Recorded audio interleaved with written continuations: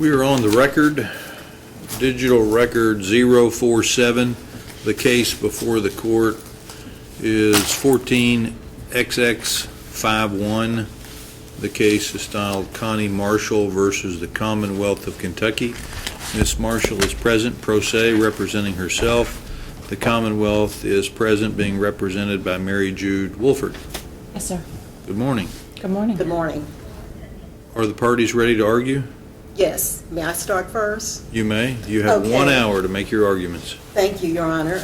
I am a pro se litigant, therefore I have written everything that I need to say to make sure that I stay on point. I ran for mayor in 2010. I work full-time for a nonprofit organization as a job placement associate, and I also work part-time for a tax preparer's office.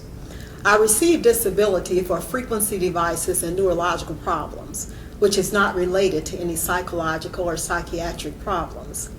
I was not required by Social Security to see a psychologist or psychiatrist to get my Social Security disability, which is again for frequency devices and neurological problems. Do you receive benefits from Social Security? Yes, I do, and it is perfectly legal through the Ticket to Work program, so I do work 2 jobs, and I also receive Social Security disability. I work for the program, Ticket to Work program also. I was not required to see a psychologist or psychiatrist to get my Social Security disability, which is again for frequency devices and neurological problems. And for the record, I have filed a Title II complaint with ADA, Americans with Disabilities, for the horrific way that I have been treated in this case in an attempt to cover up for the Louisville Metro Police Department. I have appealed this case because not only have administrative procedures, Kentucky bar rules, of which I have filed against Ms. Wolford, judicial conduct rules and KRS statutes been violated, but organized crime, violation of civil rights, violation of human rights, violation of color of law, conspiracy against rights, racism, and a multitude of other violations have occurred in this case. And this is my statement on appeal, which I would like to read. And I also have 2 federal complaints over in federal court that include Ms. Wolford, and I have filed in Washington, and I have filed with IACHR as well, and the United Nations. Well, Ms. Marshall, you really don't need to read your statement of appeal. I've read it. Sir, I would like to get it on the recorded record, if I may. That's why I asked for 2 hours, so I can present my case. Well, you have 1 hour to argue. Right. So I'll go ahead. I'll let you Okay. read whatever you'd like to into the record. Thank you. This is my statement on appeal. Number 1, the psychologist, Dr. Wagner, states on the court video record several times that Ms. Marshall is competent to stand trial, and also states that the competency test that was given to Ms. Marshall proved her to be competent to stand trial, which is documented. Ms. Marshall states there is no RCR 202 criminal complaint filed in the case by the prosecutors. Number 3, Ms. Marshall states on April the 9th, 2013, I wanted to appeal a decision, but had no proof because Judge Delahanty did not start the video. Therefore, there was no court record. Number 4, Ms. Marshall states that on February the 4th, 2014, there was also no court record because Judge Delahanty did not start the video. Number 5, Ms. Marshall states that on September 25th, 2014, Judge Delahanty turned off the video before the plaintiff and the defendant, Connie Marshall, left the court hearing. Number 6, a fabricated derogatory document was placed in Ms. Marshall's case by the prosecutor's office, which bore the fax number of the prosecutor's office. And the prosecutors tried to incriminate Ms. Marshall's neighbors. Now, this document is filed in the case. They were so desperate to make me look like I had a mental problem, they fabricated a letter and said it was from my neighbors. I gave it to all my neighbors up and down the street. They didn't send that letter, and where they messed up is they faxed it to themselves. They, meaning the prosecutor's office. I've been in an office all my life, and when you fax something, it bears the fax number of the person that faxes the fax, and it has their fax number on it, and they admitted it in court. The document was also given to the court-appointed psychologist, Dr. Smedley, which she included in her doctor's notes. Dr. Smedley was a doctor that they forced me to go see. If I didn't go see her, I would be jailed. This was after 2 years of going back and forth to court with no hearings or anything, just going back and forth. I filed a motion regarding this prosecutorial misconduct, but it was denied by Judge Delahanty. Again, I was told if I didn't see this Dr. Smedley, I would be jailed. Ms. Marshall subpoenaed witnesses to testify in her case at the first and second competency hearing, and they were not allowed to testify. Even though at the first competency hearing they were served by certified mail, and at the second competency hearing they were served by a sheriff. I was not allowed to have any witnesses. And regarding the neighbors, when I asked to subpoena them so that they could prove they didn't send that fax, I was told no, I couldn't subpoena my neighbors either. Judge Delahanty testified on record that he told one of Ms. Marshall's subpoena witnesses that was subpoenaed to come to the first competency hearing that she did not have to come to court. Judge Delahanty testified in court that he told Curlin from Human Relations Commission not to come to court to testify, even though she was subpoenaed once by certified mail and once served by a sheriff. And he said that on the record. However, we had not yet had the first competency hearing. He had not yet heard what she would testify to. Number 9, on September 25, 2014, Ms. Marshall was illegally placed on an MIW by the prosecutor's office and Judge Delahanty, though she did not fit the statute criteria for being placed on an MIW. On that day, I had been to work, working with people. I left to go to court, and then I was told that I was going for an MIW because I was incompetent and a danger to myself. Yet I work with people. On that day, they also allowed me to leave the court. This is where you can prove that they lied. They allowed me to leave the court. Let me ask you a question. You said you were going to read your statement into the record, but yes, I noticed sir, but that you've digressed from the text. On. You're annotating yes, what sir. you said in your statement of appeal. Yes, sir. Okay. Okay. What I'm stating is that on that day that Ms. Wolford came up with the MIW, and you can hear them on the recording talking about, let's put some of this crap in there. I got the recording, and it picked them up on the recording when they were trying to fix this illegal MIW. I was even allowed to leave the courtroom. If I was a danger to myself and a danger to somebody else, you don't allow that type of person to leave the courtroom, go home, and stay there for 4 or 5 hours and wait for the police to pick them up. So it was a phony MIW. The next day, I went to work. For the record, Ms. Marshall left work to attend court that day and works with people and has never made any threats to anyone and was not a threat to herself. Ms. Marshall states that after this illegal MIW was filed on her by the prosecutor, Mary Wolford, and Judge Delahanty, she was allowed to leave court and go home. Court ended at approximately 3 o'clock p.m. Ms. Marshall was allowed to go home to wait for the police to pick her up. They did not arrive until approximately 7 o'clock p.m. Again, if I was a threat to myself, I would not have been allowed to go home and then go to work the next day and perform my duties where I work with people with disabilities. Number 10, sufficient evidence was found in the case proving Ms. Marshall was being terrorized by the Louisville Metro Police. The evidence was inclusive of email death threats coming from LMPD with content only the police would know. Audios from the police threatening Ms. Marshall, some calls coming directly from the Louisville Metro Police Department. Telephone number 502-574-7111. Videos of the police harassing Ms. Marshall, pictures of the police harassing Ms. Marshall, the injuries she sustained from the police when she was stomped by them, inclusive of the medical reports of my injuries, which included a chest contusion, mildly enlarged heart, and compressed vertebrae, witnesses, and other evidence. And I would like to read some of the things that were in the case. Some of the emails, the threatening email that I received from Louisville Metro Police. Yet Ms. Wolford said I was delusional because I stated that the police were sending me threatening emails and coming to my home. And I also have a threatening audio from them. You have several of the emails in the case. To date, there are 23 emails I have received threatening me. One is of a bloody torso. Then I'm going to read some of the verbiage from some of them. On June 19, 2013, one of the emails I received said, "You better plead guilty, nigger. I'm warning you. Fucking plead guilty or Tracy is dead." That's my daughter. "Nigger, you are a slave. You won't last. Do you hear me? We're going to kill you if you don't plead guilty." And guess what, Connie? Nobody will help you.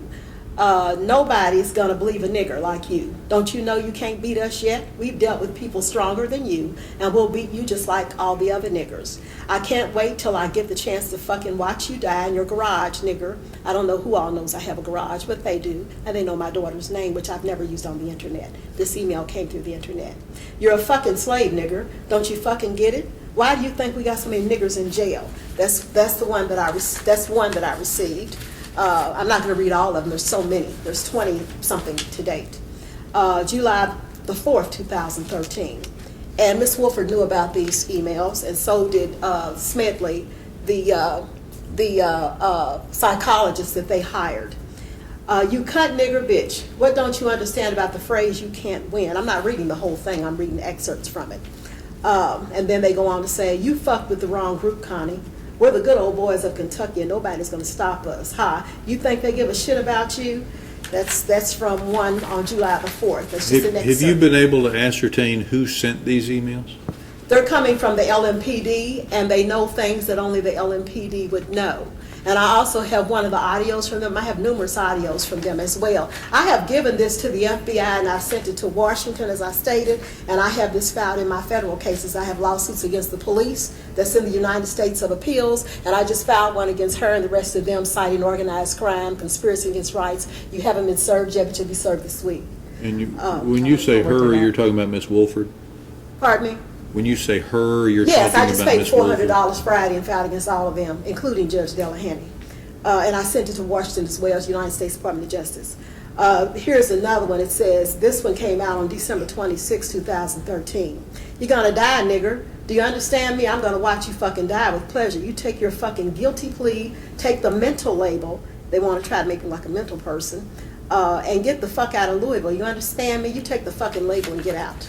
And then here's another one where they talk about my grandson. The police came and picked up my grandson, who acts kind of wild sometimes, and they took him to Central State Hospital. Only they knew that. This came out on Sunday, March 30th, 2014. We're going to give you the shot in your arm just like we gave your grandson. He told me he got a shot in his arm. And turn you into a vegetable. You're going to end up at Central State just like him. That's how we deal with niggers with big mouths. You're the joke of this department. Then I'll just read this last one, and then I have an audio I'd like for you to hear. This came out April 30th, 2014, and I'm still getting them. I spoke on Metro Council, and I put that in the case where they sent me an email saying, nigger, we told you not to go on Metro Council anymore. And then they also told me that the white man that appeared at my door when I was in the bathtub, which I gave it to the FBI, they said it was one of their agents that came to my door next time they were coming in. I videotaped him, and he got off my porch very quickly. This came out Wednesday, April the 30th. We're going to hang you in your bathroom, and everyone will just say it's a suicide. You're never going to beat us, you stupid cunt. Ha ha, our medical examiner will have that closed as suicide.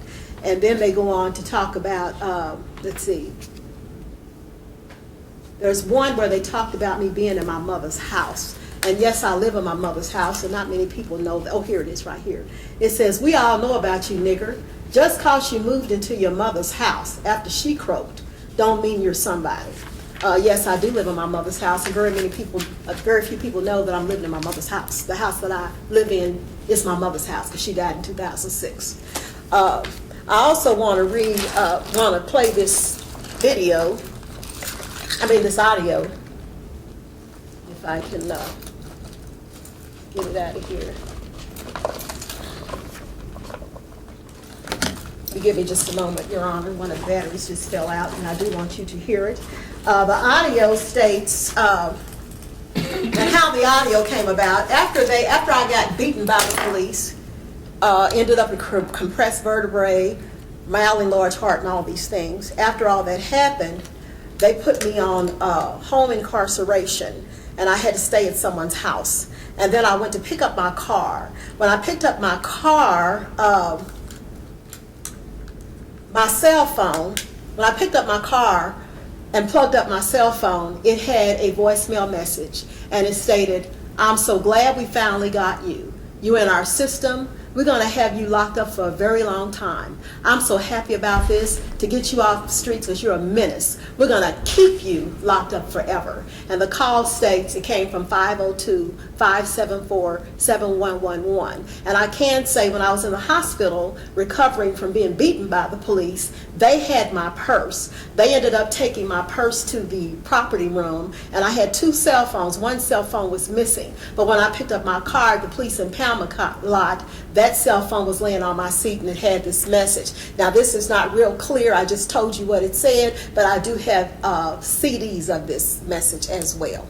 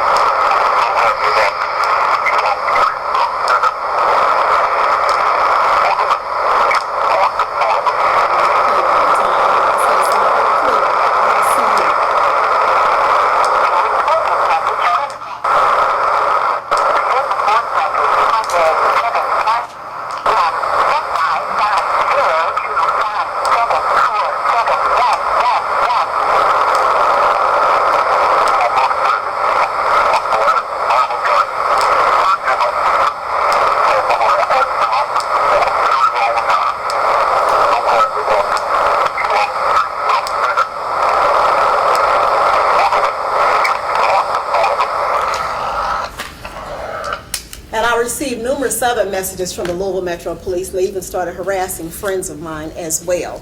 And I want to read the rest of my statement very quickly, if I may.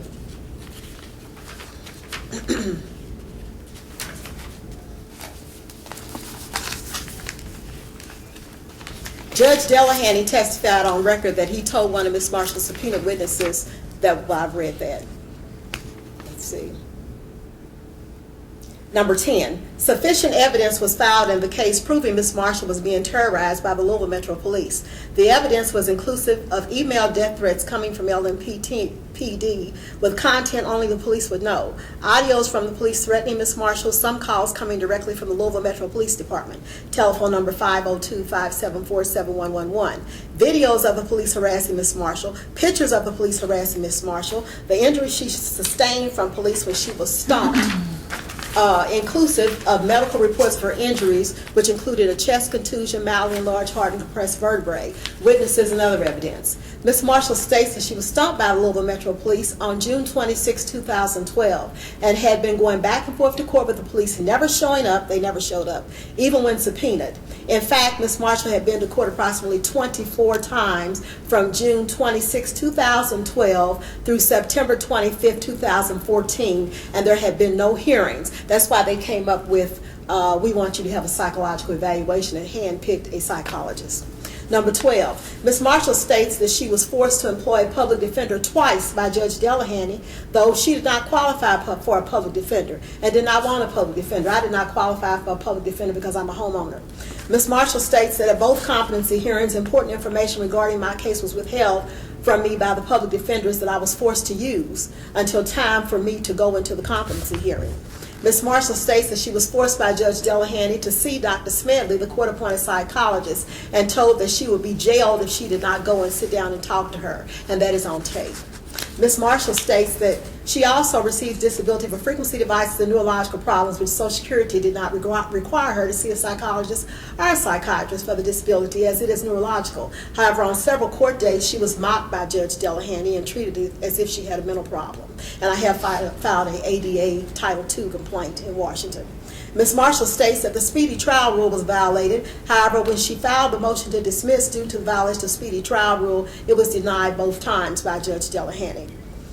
On September 25, 2014, an inappropriate conversation can be heard by Judge Delahanty and two of the sheriffs in the court. The recorder picked them up talking as I walked into the courtroom, and they were talking about this is the day that they needed the recorder in there, because I think he has a deadbeat show or something. But as soon as I walked in, I was the only one in there, me and a couple of friends. One of the sheriffs said, this is the day that you need the recorder in here, and I have posted all this on YouTube and on my website, www.justiceforallcitizens.com. You can also hear the lady talking to Miss Wolford saying, put some of today's crap in there, when they were trying to come up with the phony MIW. Now, another thing I would like to read in this case is the report by Dr. Wagner, which she totally ignored. That's the psychologist that I hired after they handpicked Smedley.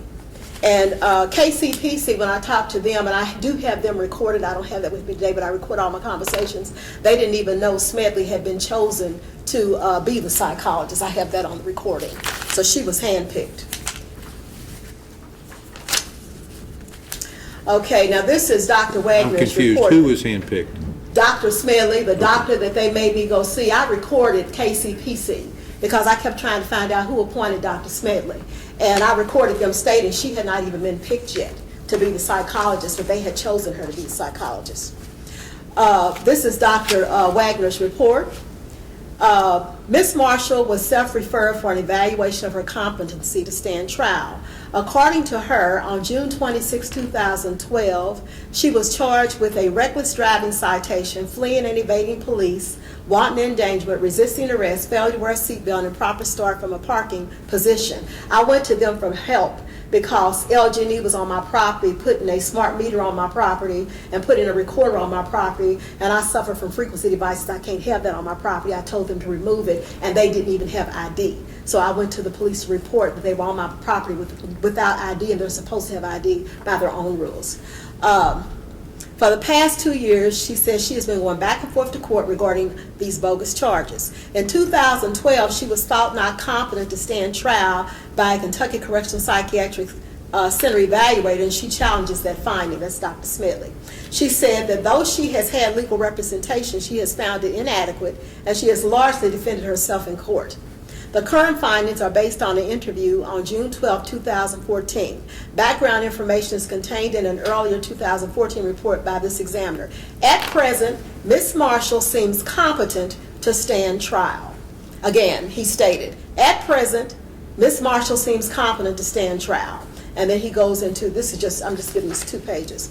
Appraisal of available legal defenses. Ms. Marshall said her defense should rest on the fact that they used excessive force, and they did, and didn't have probable cause. We never had probable cause here because they didn't have probable cause to come after me, to stop me. They fabricated evidence in the case. There were threats in the case that I should plead guilty. She says she has witnesses to testify for her and tell the truth. She said her current attorney does not want to present the fabricated documents and threats into the case. Those are the forced court representatives that they may be used, didn't want to use any of the fabricated documents or any of the evidence that I had. Unmanageable behavior. She realizes that she would have to control herself in the courtroom and not interrupt the proceedings. These are titles that he uses, and then he says how I am regarding these things. She knows that the only time she can speak out in the courtroom is when spoken to by the judge to represent her side of the case. If she did speak out or move around in the courtroom without permission, she says she would be in contempt of court. Her quality of relating to an attorney. She is firing her current lawyer and seeking a new one. I can work with an attorney who will work with me, but not one who will throw me under the bus, flip-flop over to them. I represented myself throughout the case, and I did represent myself throughout the case very well. That's why they tried to put me with an attorney that will cover up for them. Planning of legal strategy. I am not guilty. Ms. Marshall wants her day in court and insists on testifying in her case. I don't plan to plead guilty or take a plea.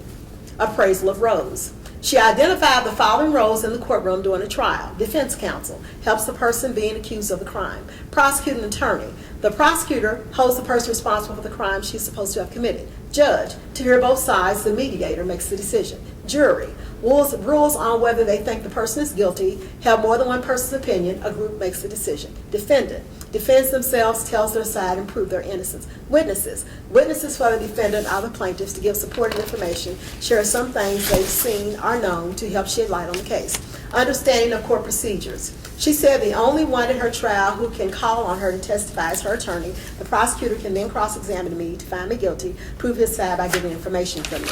And this is the last page of this. Appreciation of charges. Ms. Marshall says she is charged with reckless driving, fleeing and invading police, wanton endangerment, resisting arrest, failure to wear a seatbelt, and improper start from a parking position. She said these are major charges. Fleeing the police and resisting arrest are felonies. She says she does not think people in general would regard with fear on the basis of such charges because none of them are true.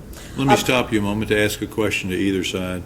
In my review of the record, I have not located a copy of any written report done by Dr. Smedley. Is there one in the record? I thought I included one, Your Honor. Well, you may have, but And let me just add also, I passed all of the tests for both psychologists. I have One Dr. test I Smedley's did not report get. and Dr. Wagner's report in our counter statement. okay. Oh. They're not flagged, I apologize. And I think I just found it. Okay, thank you. Okay. Okay, appreciation of range and nature of possible penalties. If found guilty as charged, I could go to jail, pay a fine, or both with a felony. I'm innocent, so I'm going to fight for my rights. Misdemeanors will result in a fine. Being put on probation, she said, meant you'll watch for a certain amount of time and have to report to probation officer. Well, you understand that the case has been dismissed. It has been dismissed, but they're trying to make me look like I'm incompetent. I'm not incompetent. I'm not wearing that label. I wanted to go to court. They dismissed it because they didn't want to go to trial. I went to court 2 years, going back and forth with the police never showing up, even with subpoenas. So that's why I'm fighting the case. My reputation is very important to me. And I'm sure it's so well orchestrated, I'm sure they've done this to other people. But getting down to the end of what Dr. Wagner states, he says, her capacity to testify relevantly. She is able to verbally communicate adequately. And then he says self-defeating versus self-serving motivation. He puts none noted. I mean, I'm not content with them dismissing a case because they want to cover up for the police and try to make me look incompetent. And that's what she filed and sent me to U of L Hospital, who still didn't say I was incompetent. And here is her report. This is Mary G's report. I was in court that day after coming to court 2 years, and she comes up with, she believes the LMPD is targeting her for persecution and has fled from the police through traffic, disregarding stoplights, etc. She believes, I can't really read it right, and she believes today that the persecution continues and refuses to believe what any doctor authority tells her. Well, I just read what Dr. Wagner stated. She has been found incompetent due to a delusional disorder. And this is by, she says she has been incompetent due to a delusional disorder by Dr. Meg Smedley. I don't have any delusional disorder, and they're basing it, their paperwork says they're basing it on me stating that I'm being terrorized by the Louisville Metro Police. And I have 20 some odd emails from the Louisville Metro Police. I have numerous videos I filed in the case. I stay well armed with a video camera, recorders, and all that. On my phone, at my door, and all of that. So they have been taped numerous times, filed in the case. The tapes, I've got pictures of them filed in the case. I've got audios much better than this audio, CDs filed in the case, and they're basing me being delusional because I state that I'm being terrorized by the police, which has been going on for several years. And then I just put a picture of a white man at my door in the case. Did you get a copy of that? I haven't seen that. Yeah, I just filed that in the case, statement for the record. I was in the bathtub, and I have 2 poodles, and my poodles were barking uncontrollably. And I went to my door, and there's this white man standing on my porch. And when I said, "What are you doing on my porch?" he says, "Well, you contacted me for Craigslist on a date. I had a towel on my head and a towel around me." I said, "Craigslist?" And I grabbed my camera. I stay armed with my camera. And I started shooting him with the camera. And I said, "Oh, so I contacted you on Craigslist for a date?" I said, "I don't go on Craigslist." His eyes got that big like a deer in headlight, and he hightailed it off my porch. He had pulled his car all the way in the back of my driveway at night. Now, who pulls their car in the back of somebody's driveway at night? I live in a predominantly black neighborhood. This is a white man in the neighborhood he does not know. He did not look like anybody looking for a date. Had on an orange jacket. He looked like some type of official, some type of police officer. He had pulled all the way in the back of my driveway. I threw on my coat and went out looking for him, and then I see these lights backing out of my driveway, and I did record all of that, and that's filed in my federal cases that I have as well. And I filed that in Washington. I've given it to the FBI as well. And then I received 2 emails after that stating that that was a police officer. That was one of our agents, and next time they're not going to wait for you to come to the door. We're coming in. And one of those emails I have filed in the case. And then I went on Metro Council to talk about it, And when I got to Metro Council, someone had sent them an email stating that I had canceled talking at Metro Council. I did not cancel. They gave me a copy of the email stating that I canceled, saying I'm Connie Marshall and I'm canceling, I can't speak tonight, and they gave my birth date and all of that. And it was an email that was sent to Metro Council. And then I received those threatening emails from Louisville Metro Police stating it was one of their agents and next time they're coming in my house. You have his picture. I got a good picture of him. Because I am offering a reward also. I have a little $200 reward, not much, but I have that file. And I also want to read my closing statement. Let's see. Oh, I want to read my disability paperwork. It says, you became disabled on 9/10/2008 because of problems stemming from frequency devices, neurological problems. The medical evidence does not show that your condition met our requirement until 12/1/2010. Therefore, disability cannot be established prior to that time. Therefore, based on consideration of all available evidence, we have established your disability began on 12/1/2010. And I do receive disability for frequency devices and neurological problems. You do have a copy of the fabricated letter that the prosecutors put in my case, and it has their fax number at the top as I stated, and here is what that letter states. It says, please forward this fax to the attorney prosecuting Connie Marshall's case. But they wouldn't let my neighbors testify because they fabricated this letter. It says, to whom it may concern. This letter is concerning an individual named Connie Marshall. Please forward this fax. This is criminal. Please forward this fax to the attorney prosecuting Connie Marshall. It is my understanding that Ms. Marshall is currently being prosecuted by the county attorney's office regarding criminal activity against the Louisville Metro Police. I live on 23rd Street, the same street Ms. Marshall currently lives. Within the past several days, Ms. Marshall has been going up and down the street, spitting on people's cars and raving about the Louisville Metro Police Department. She has threatened violence against the police and made a variety of threatening marks against the police department and other people on our street. I've never done that on our street. Having talked with few other neighbors further down the street about this matter, we are all now concerned for our safety and for the safety of the police department. Ms. Marshall's threats have escalated where she is now threatening to physically harm herself and others, and that she is oppressed. They needed me to look like I was going to harm myself, so they came up with this fabricated letter. But they messed up because I'm an administrative assistant, have been all my life, and when you send a fax, it's got the fax number of the person sent the fax. Ms. Marshall's threats have escalated where she is now threatening to physically harm herself and others, and that she is oppressed by the police department. She has also they messed up here too. She has also started banging things to get people's attention to signs she has made and spitting on people's vehicles. I have never walked down my street with signs. My driveway is right next to my house. I go get in my car at the back of my house. I have taken signs down to the Louisville Metro Police on 7th and Jefferson a couple of years ago and protested the police. And that's where they got the signs from. It didn't come from my neighbors, which tells on them. I asked the county attorney to please do something about this woman. She swings from good days to bad days. When she is having a bad day, it is now to the point that people are afraid to let the children out around her, and we're actually living in fear.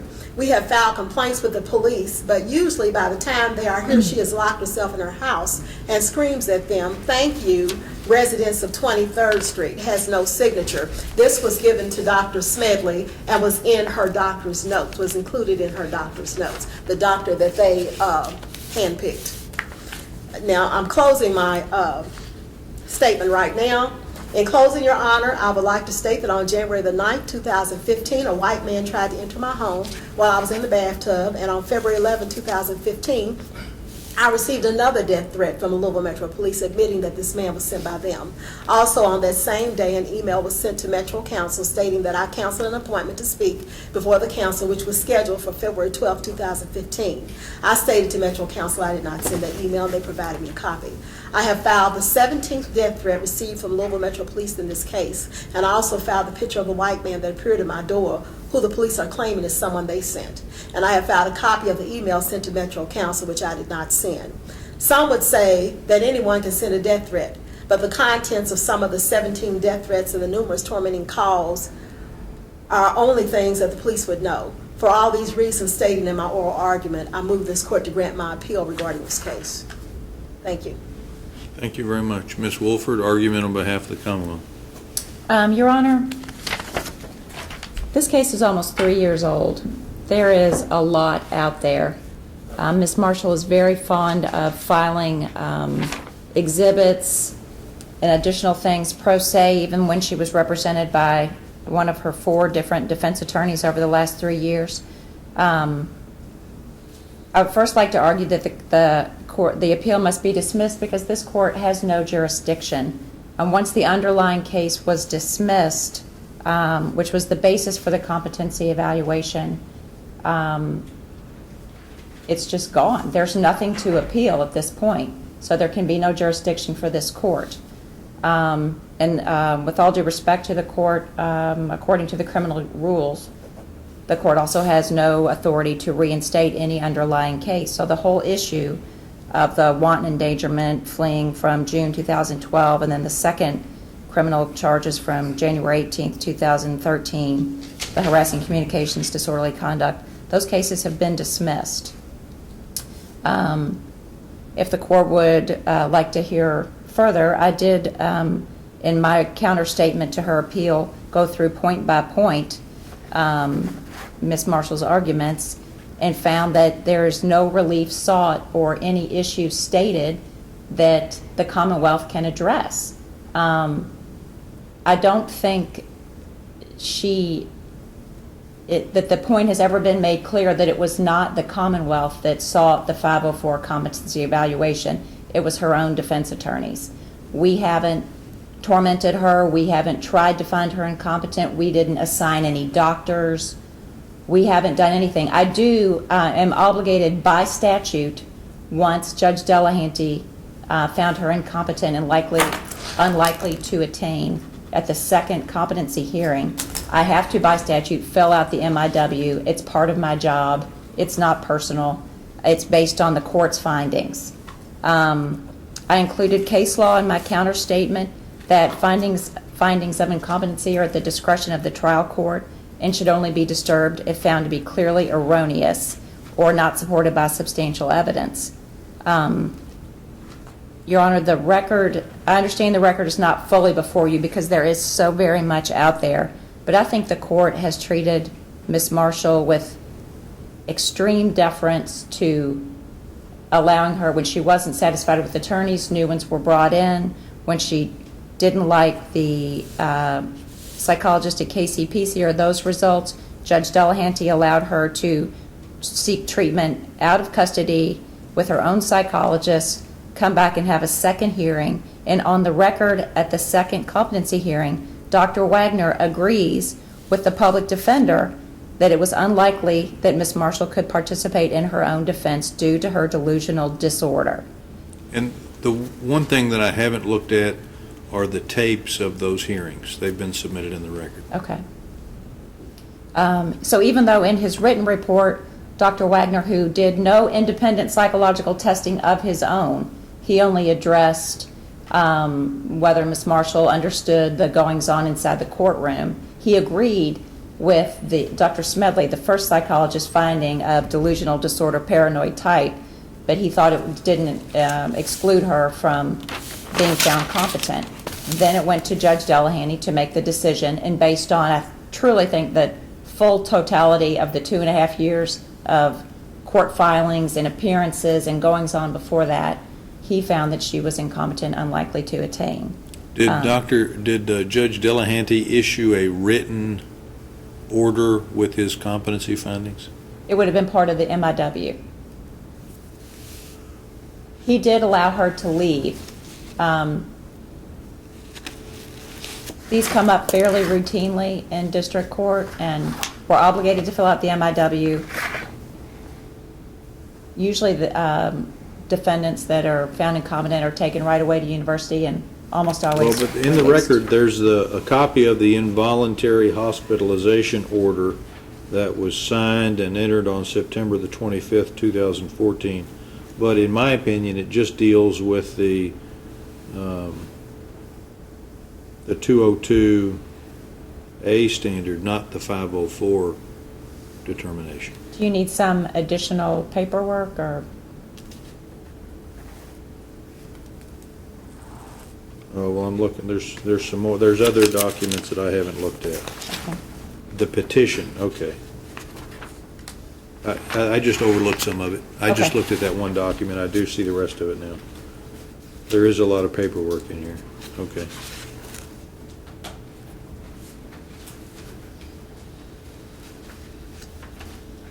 All right, sorry, go ahead. I mean, that's really it, Your Honor. I just, short of getting another doctor, having another judge find Ms. Marshall competent and reinstating her case, I really don't know what it is that she wants us to do. I don't think she's appealing. I'm not sure I'm the right person to be sitting here, or just any representative from our office. I don't know what it is she wants. Well, somebody has to sit there. You're the lucky person who's been selected. I guess so. I think what Miss Marshall wants, and she's here, so she'll correct me if I'm wrong, but she wants her criminal case in district court reinstated. She wants her incompetency determination overturned, and she wants to have a trial and have her day in court. Is that a fair Correct. summary? Yes, Your Honor. That's not going to happen. I mean, she's been found incompetent. The case was dismissed. This court has no authority to reinstate that case. In fact, no court, even in district court, has any authority to reinstate that case according to the criminal rules. Your Honor, I was not found incompetent. If you looked at Dr. Wagner's Wait. report. Okay. Did she interrupt you? No, sir, I'm sorry. Okay, go ahead. The court found her incompetent. I mean, that's the end of story. She can, The court's not a psychologist. Miss I'm sorry. Marshall, Okay. the protocol is that I gave you time to argue, correct? Yes, sir. Did Miss Wolford interrupt you during your argument? No, sir. Okay, you don't get to interrupt her. I'm going to give you a few minutes to give some additional argument, if you'd like to, when she's finished. Thank you. Go ahead. Your Honor, when you look at the tapes of the hearings, I think that you'll be satisfied that there was Judge Delahanty's finding of incompetency unlikely to attain is not clearly erroneous. There was substantial evidence in his to support his finding of incompetency. The case was dismissed. That's the end. Thank you very much. Ms. Marshall. As I stated, Dr. Wagner did not find me incompetent, and I just read his report to the court, and it stated that I was competent and that I could stand trial. The court stated that I was incompetent, and the court, the judge is not a psychologist, nor is the prosecutor. Well, it's the judge who makes that finding, though, statutorily. Would you agree to that? No, because they called in specialists to determine whether I was incompetent or not, and that's what Dr. Wagner's job was. That's why they call in specialists for that. And He's a that's what the specialist. judge is authorized to do under the statute. He called in a specialist, and the specialist stated I was competent to stand trial. Dr. Smedley? I'm speaking of Dr. Wagner. I was forced to go to Dr. Smedley after going back and forth to court for almost 2 years, and nothing Well, happened. it's not uncommon. I have competency hearings on a regular basis Mm-hmm. in felony criminal cases. It's not unusual to have more than one mental health expert give an opinion to the court, but it's up to the court to hear that evidence and make the determination as to competency under KRS Chapter 504. That's the court's job, not the mental health professionals. They're giving opinions to the court so that the court can make its statutory finding. Okay, sir, I worked 2 jobs. I ran for mayor in 2010. I was competent then, and I'm competent now. I worked 2 jobs. I work for a community services project, which is a nonprofit organization where I help people find jobs, okay? I do that. I also work for a tax preparer. So an incompetent person wouldn't do that. I own 2 vehicles, and I own a home that I'm maintaining. So that's not what incompetent people do. After I went through all they put me through, I got up and went to work the next day.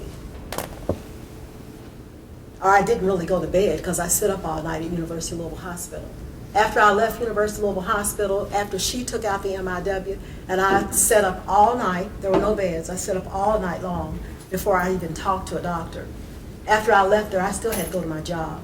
I went home, I cleaned up, I went to work. That's what a competent, responsible person does. I showed no signs of being incompetent in this case at any time.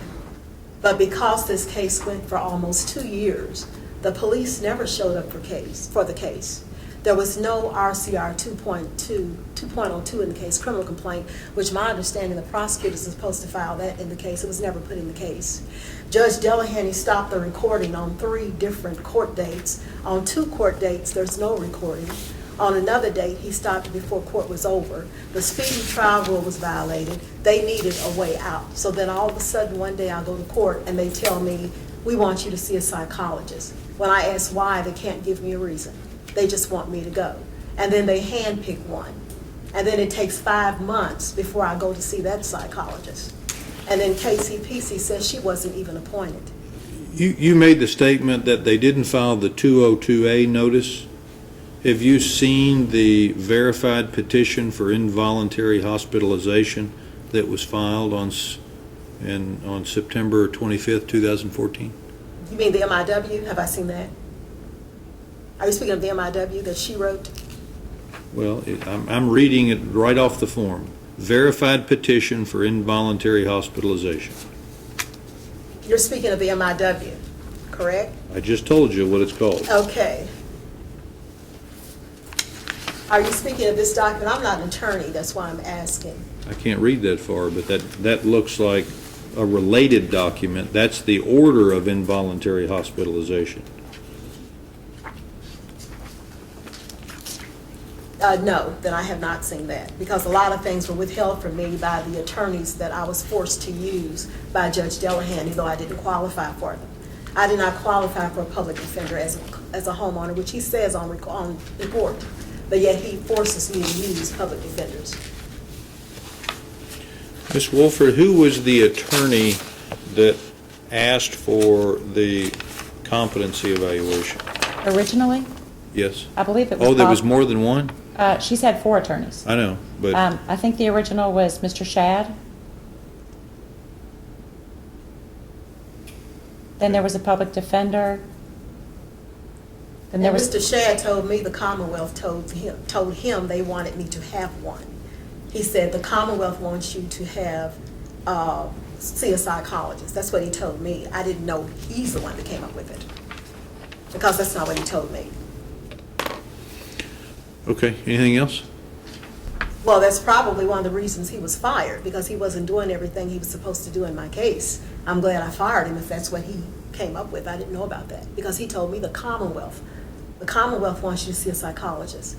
Then he also told me, he says, if you promise not to sue these guys, it might just drop everything against you. I said, yes, I'm suing them. You know, I don't care what they do. He also stated that to me as well. Okay. Thank you all very much. You're welcome. I will take the case under submission and issue a written opinion. thank you, Your Honor. Thank You're you, Your welcome. Honor.